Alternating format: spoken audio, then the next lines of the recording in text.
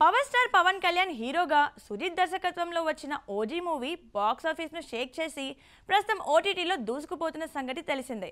ఈ సినిమాలో senior hero Venkat కీలక పాత్ర పోషించగా ఆయన రోల్కి మంచి గుర్తింపు వచ్చింది. ఈ పాత్ర నిడివి తక్కువైన వెంకట్ స్క్రీన్ ప్రెజెన్స్కు తెలుగు ప్రేక్షకుల నుంచి ప్రశంసలు దక్కాయి.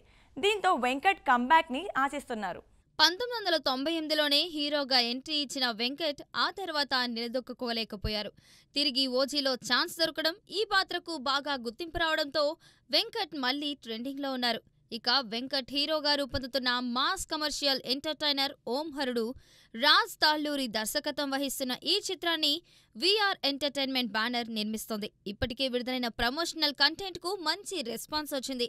పాటలు కూడా ఎంతగానో ఆకట్టుకుంటున్నాయి. ఈ సినిమాతో వెంకట్ మళ్లీ హీరోగా పెద్ద హిట్ కొట్టాలని నెటిజన్స్ ఆశిస్తున్నారు. ఈ చిత్రంలో హెబ్బా పటేల్, సలోని, అలీ, సుమన్, రవివర్మ వంటి పాపులర్ యాక్టర్స్ కీలక పాత్రలు పోషిస్తున్నారు. ఈ సినిమాని నవంబర్లో రిలీజ్ చేసేందుకు మేకర్స్ ప్లాన్ చేస్తున్నారు. మరి వెంకట్ ఈ సినిమాతో ఎలాంటి కంబ్యాక్ ఇస్తారో చూడాలి.